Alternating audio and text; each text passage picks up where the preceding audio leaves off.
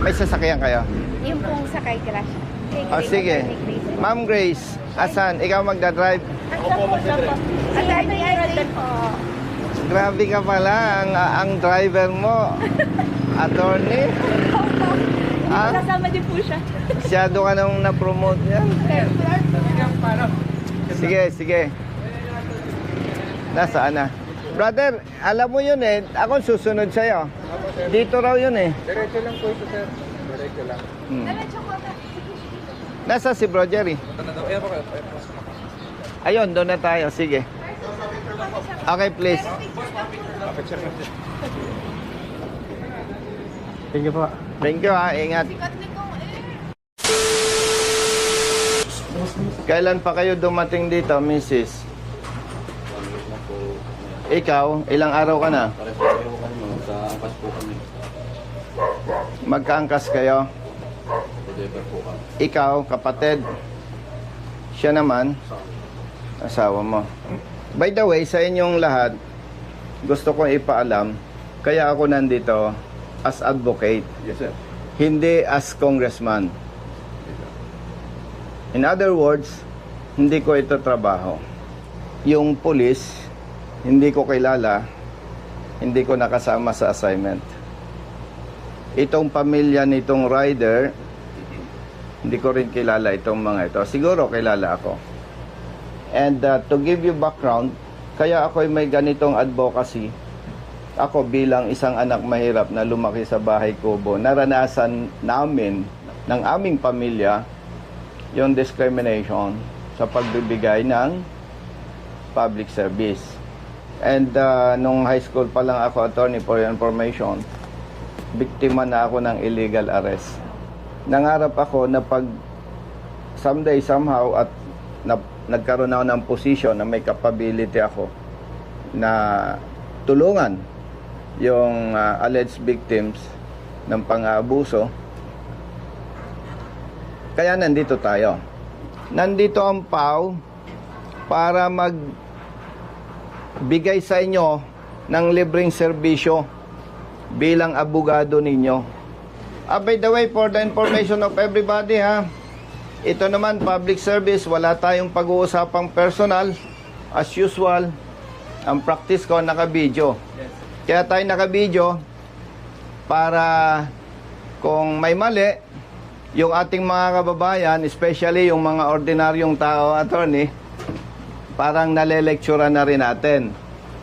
Yun din namang mga kapulisan, kung may maling trabaho, malalaman nila para ma-address natin ito. At kung may mali nga, kung may mali, wag nang maulit. Sabi ng iba, si Colonel kasi may kinikita yan sa AdSense ng YouTube and Facebook. Para malinaw sa lahat, hindi ang interest ko kumita ng pera. Kasi kung ang interest ko kumita ng pera, ipagbabawal ko na gamitin ang video ko. Partner, dito nga kayong dalawa, yung arresting officer dito.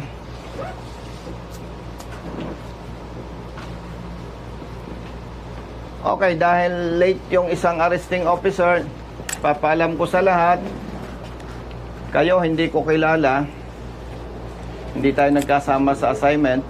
Yun naman pamilya nitong arrested person, hindi ko rin kilala. Nabanggit ko yan to inform everybody na wala tayong personal issue dito. Brothers, for your information, may kasama akong lawyers from PAW.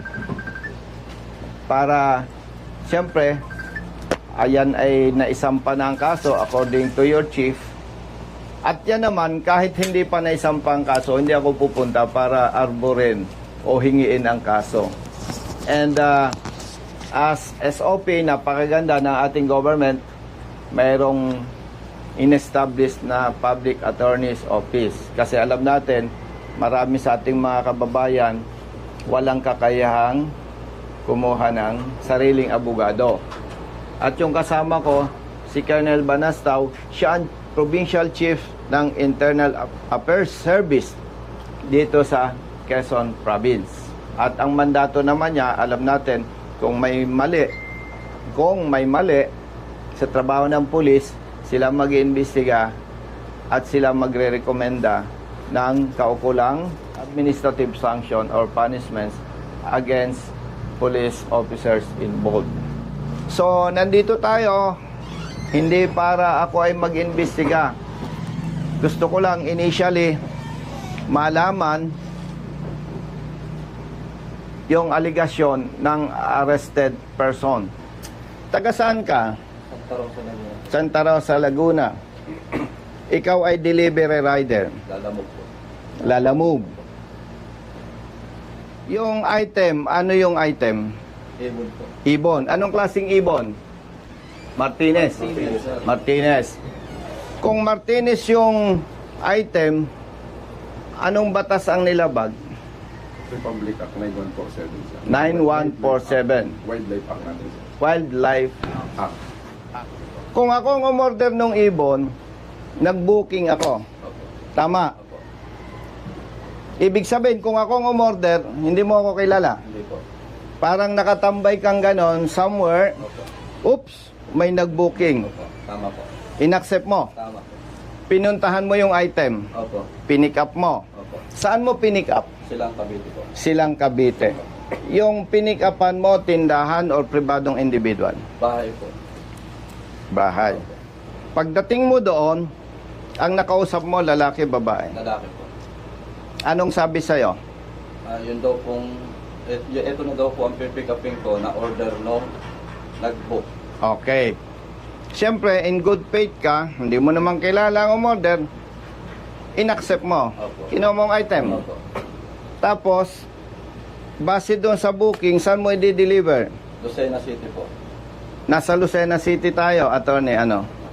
Okay. Nandito tayo sa police station ng Maritime. Nung mag-deliver ka, malayo dito, malapit. Malayo po. Saan lugar? Paglabas po dito sa kanto, yung pong parang diversion road, yung meron pong building doon na parang lechonan, ICAS lechon. Doon po mismo sa ICAS lechon sa labas. Dahil ikaw ay rider, nakakaintindi ka, humigit kumulang ilang kilometer. 500 meters po. Okay. 500 meters. No? Parang kalahating kilometro. Okay. Pagdating mo, sino ang nakaharap mo? Yung pong umorder, yung pong bayad, yung pong bumili. Sino? Si Sir Igiya po. Nung kaharap mo na siya, anong naging pag-uusap ninyo? Bali, tumawag po sa akin yung inorderan niya.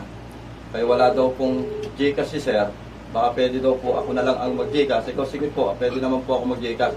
Pero sabihin niyo po sa kanya, tawagan niyo po siya para maibigay po sa akin. Ngayon po, nung nagkausap kaming ganon, binaba ko na po yung telepono, yung cellphone ko po. Naantay ko po na tawagan siya. Pagdating doon sa destination, automatically, siya ang nakaharap mo. Opo. Brother, paano mo nalaman na may deliver siyang ibon? Sige. Sir, ang kakontak ko nun sir, yung kontak ko na nagangalang Boss LJ. Siya bali sir, yung nagbibigay sa akin ng info kung nasaan na sir, yung item sir. Oh. In other words, alpha mo yon. No sir, hindi ko, yun sir ay, May communication ka sa kanya. meron sir. Siyempre, Yes sir, kung ako nagbibigay sa'yo ng info, yes sir, meron. may communication na. Pinagdala namin sir. Opa. So, ibig sabihin, may umorder ng item, nag-booking, sa salitang Tagalog, ang malas niya, attorney, siya ang nakatanggap ng booking. Okay? Tapos, nung i-deliver niya yung item, ikaw na ang sumalubong. Tama? O, si attorney? Tapos, ang nagsampa ng kaso, sino? Ikaw na rin. Anong participation mo, kapatid? Arresting officer sir. Ikaw ang arresting officer. So, ikaw ang umaresto. Oh, very clear. Attorney, ikinulong nyo Siyempre, kinulong nyo, hindi nyo pinalaya eh. Technically, kinulong nyo na rin yan. Sinampahan nyo ng kaso na dapat naman tinanong ninyo, ikaw ba ay may kukuning abogado? Wala po. O sige, proceed tayo sa PAW. Ma'am, arestado itong tao na to. Kailangan po niya ng abogado. Mag-provide kayo. Dapat ganun ang ginawa. Tama po ba? Dapat ganun ang ginawa nyo. Hindi ko kayo hinahamak, mga kapatid na pulis. Pero nakikita ko, hindi kayo galing sa mayamang pamilya. Ibig sabihin, dalawa ang maaring dahilan bakit kayo nagpulis. Pangarap mong maging pulis para maging public servants. Ikalawa, para may maayos kang hanap buhay. Pambira naman. Maawa naman kayo sa katulad ng mga ito. Oh. Kaya ng konsensya ninyo? Ha? Chief, tinanong mo ba sila kung anong nangyari? Yes, sir. O anong kwento sa'yo? Yun nga, sir, nagkaroon ng transaction. Ito yung dumating. Oh, Ang depensa o nga. sige, diretsohan tayo dahil official ka naman. Yes, sir. Do you think hindi siya biktima? Parang ako lang may sige, baka hindi mo naintindihan ang sistema ng Lala Move. Nakatambay ako dito, may nag-book. Uy, layo naman. Pero okay na rin. Kikita ako eh. Actually po, Quick. booking ko tatlo. Isang San Juan, Batangas, isang Lucena, tapos kung papunta na po ako dito, ang daan ko po kasi is Patagaytay, pumasok po yung booking na Silang to Lucena. So, ikukunin na natin to. Total pa Lucena tayo. Tama. Di, para hindi ako aksaya, kinuha ko po yung Silang to Lucena. Di ba sa system ng Lala Move, Opo. may booking yan? Opo. Pinadala mo sa office yung kopya, no? Opo. Yung screenshot. Opo. Pinipicture po yan. And at the same time, Lala Move can provide official document Opo. or certification. Oh. Chief, may responsibility ka. Yes, sir. Kailangan alagaan mo ang tao mo. Yes. Sir, bali, kaya nga sir, in-course namin yung kaso para ma-investigate po maigi, sir. Kasi Ay, nako. ang depensa niya, nasa ilala mo. Yan, oh. Na-ebidensya siya. Ibig sabihin, kung naglalala mo, brother, yung kapatid mo, baka yung pang natsamban. Eh. 7 lang po. Kaya ko lang po siya kinuha ng Juan kasi naging triple booking po ako. Ang San Juan ko po is 327. Tapos ang isang Lucena ko po is 500 plus. Ginawa na ni customer na 600. May 900 plus na po ako. Ngayon, pag papunta po ako dito, pumasok po yung booking na Silang to Lucena. Sabi ko, kunin na natin to. Kasi para pambawi ng gasolina pambili. Alam mo, Tony, malas lang nito eh. Siya ang naka-receive ng booking. Ganun kasimple yun. Imagine, ang galing mo, eksakto. Kung ako yung pulis, may asset ako, order ka, pa-deliver mo dito. O, huli ka. Mali ka dito, labag sa batas yan. Sasampahan ka namin ng kaso. Imagine. Ha? Kaya ng dibdib nyo? Pambihira. Grabe kayo. Kaya ng dibdib nyo yan? Pamilyadong tao. Hindi ako judgmental, pero very clear. Set up yan. Pambihira.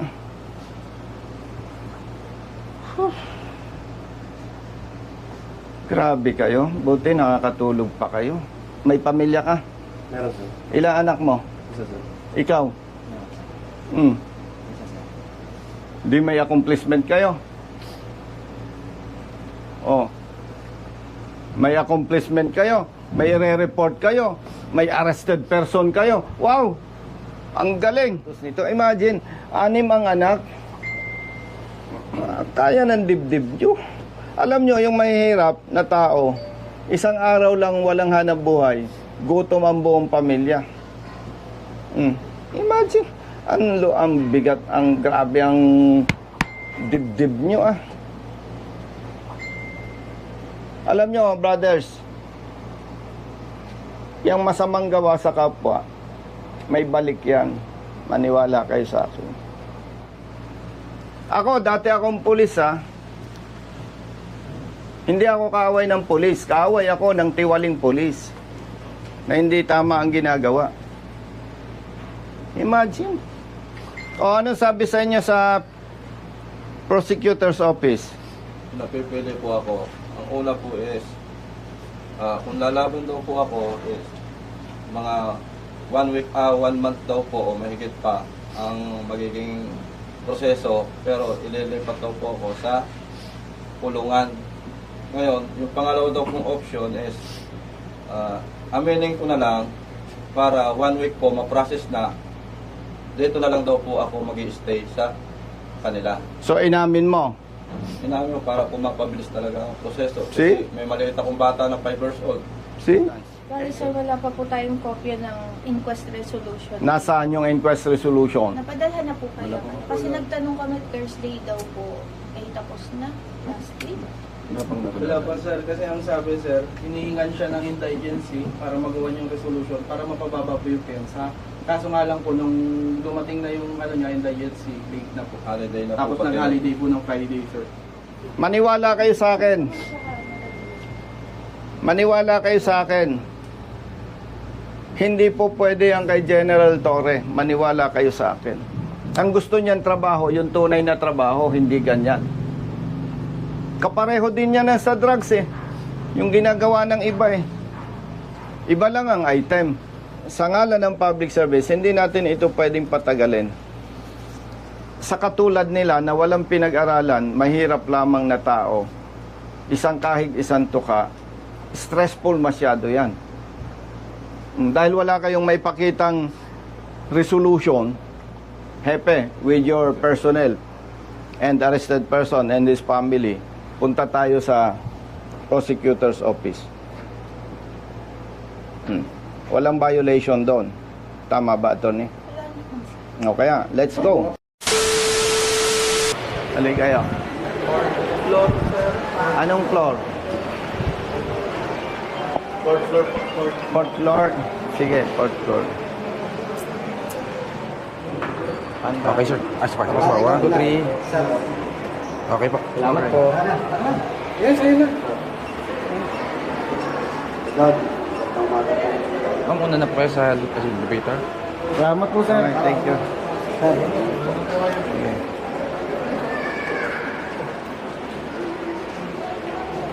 Thank you po. Thank you. Attorney.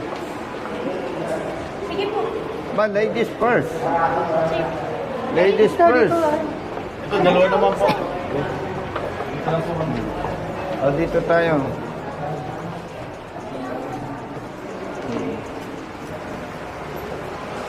Saan yun? Dito po sana kayo. Ay, ikaw. Si Chief Joel Camilo po, si Boss, City Prosecutor. good morning. May kasama ako ha. By the way, Chief, public service ha? Wala namang usapang personal Yes, no? po. As usual, naka-video tayo. Kasama ko yung mga kaibigan natin, Pau Lawyers. Yes, si Chief. Kasama ko yung IAS, Police. Oo. Kasi, Chief, tumawag sa akin yung pamilya nitong rider. More than ilang days na? 1 week na po. 1 week na. Kami na attorney ng Pau Lawyers galing sa station. So far, wala silang mai-present na resolution. Nandun lang sila sa police station. That's why, nandito kami to check anong status nung sinasabing isinampang kaso. Sino ang piskal mo? Hindi ko po kalala kung sino ang Kapatid, mawalang galang sa'yo, Tiger. Yes, Tiger. Di ba ang SOP, tatanungin kung may abogado siya o wala? Yes po, tinanong ko po siya. Ito po kasi Tiger, unang-una, pag mag-i-inquest kami, tinitingnan namin ang kaso kung meron kaming 3 kategorya. Unang-una, ito ba ay summary investigation, ito ba ay expedited preliminary investigation or ito ba ay regular na preliminary investigation, no? So meron tayong tatlong categories. Itong sa kanya po ay pumapatak ito ng summary investigation. Nung tinignan ko ang kanyang kaso, violation ng Section 27 ng RA 9147, ang parusa sa kanya dito ay pagkakakulong ng 10 araw hanggang 1 buwan. So mabilisan ito. Hindi ito yung ano na talagang tatagal ng gusto. Chief, dahil yan ay nandyan na, naisampa na ang kaso. Naisampa na itong kaso noong June 5. Ngayon kung may resolusyon na, ito yung na-file, pwede na po kayong magpiyansa. Sinabi ko po sa kanya yan, Sir, meron po ba kayong certificate of indigency para mapababa yung piyansa? Kasi kapag may certificate of indigency, pinaliwanag ko po sa inyo. Opo. Natatandaan ko po yun. Ang magiging pensa yung pinakamalaki ay 10,000. Opo. Or kung mas maliit doon, halimbawa kung ang nakalagay na pensa, katulad dito ay 12,000, Opo. at magsasubmit ka ng certificate of indigency, magiging 6,000 na lang po ito. Opo. Pinaliwanag ko sa kanya, Sir, nasabi mo sa akin na kayo ay delivery rider lang. Kung ito ay may file na sa korte, gagawin niyo na po yung depensa. Di ba nasabi ko Opo, tama sa po. korte? Opo, tama po. Ngayon po, kung wala kayong abogado, may libre po tayong abogado sa PAW. Siya po ang magiging abogado nyo. Ito, may binubuhay kasi na 6 na bata, 6 na anak. Kaya ang concern ko, yung legal na pinakamabilis. Simula nung June 5 pa lang, pwede na po kayo magpiyansa kasi nandun na iyon. Attorney, ako may lakad pa sa Kongreso. Bibigyan ko ng pampiyansa. Sinong pwedeng mag-assist? Okay, kasi may hinahabol akong oras. Alam ko, hindi kayo pwedeng tumanggap ng pera. Magbibigay ako ng cash, aalalayan nyo na lang. Wala naman labag sa batas doon, no? Kasi gusto kong linawin sa inyo kung bakit nire-request ko sa katulad nilang hindi nakapag-aral, yung pinag-uusapan natin, hindi nila maintindihan. Kasama po namin nandito lang. Oo, ganun na lang. I-assume natin na ma-approve yung reduction ng bail. So, 6,000. Ilang araw ka nang wala nga nabuhay? 6 days po ngayon. Bibigyan na lang kita ng 6,000 plus 6,000 pampiyansa. Di 12,000. Dagdagan ko ng 3,000. Di 15,000. Brother Matt, bigyan mo ng 15,000 yan. Ay, kung yun nga pala po tungkol sa motor ko na kuha, ano po pwedeng ikuha doon para ma-release din po? Attorney, yung motor niya, hindi pa marirelease yun.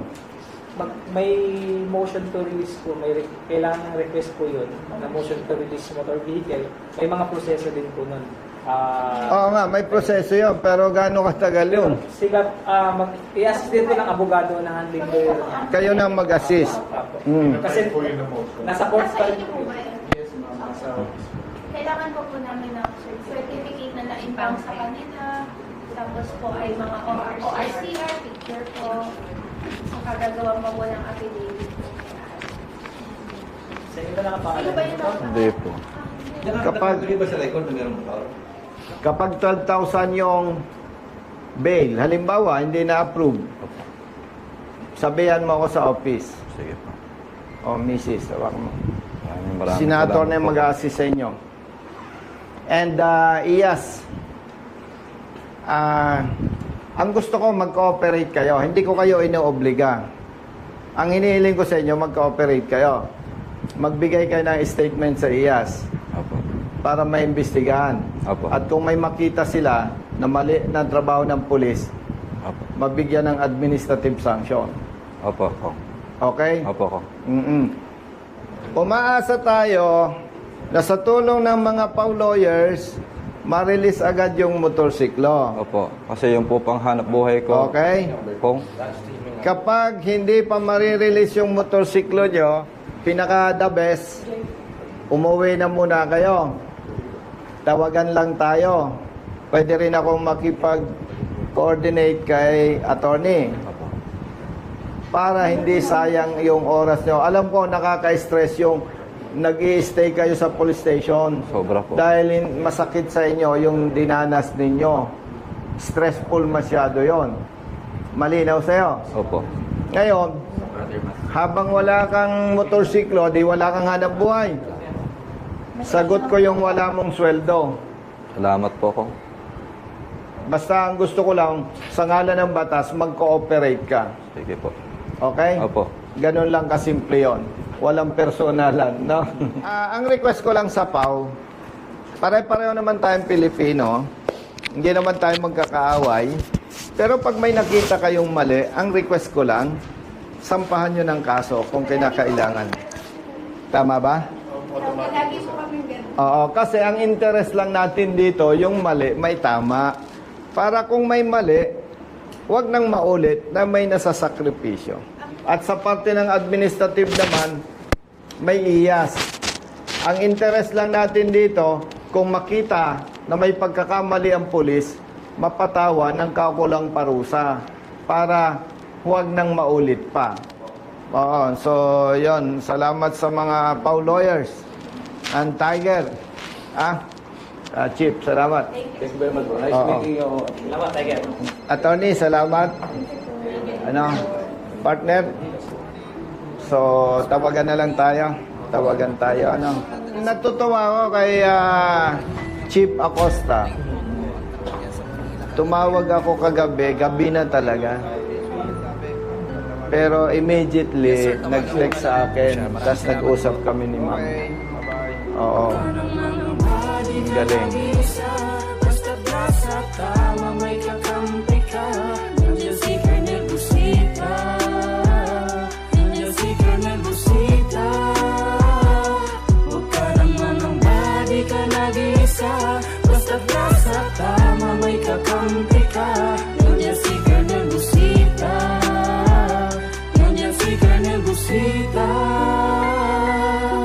Bilat sa init, minsa'y basa din ng ulan. Pawis na gumuguhit sa mismo ring katawan.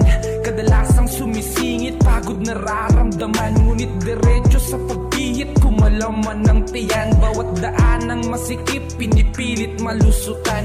Marating lang ang lugar na dapat kong puntahan. Maihatid ang pagkain, serbisyong nakalaan.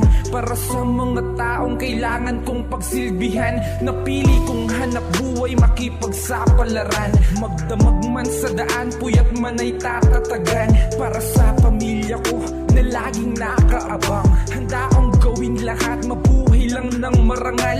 Kahit pa may sandaling tila ba natatapakan ng karapatan sa tuwing minsan ay nararanasan. Di patas na pagtingin ng ilang nanunungkulan. Mga taong abusado sa kimsa kapangyarihan.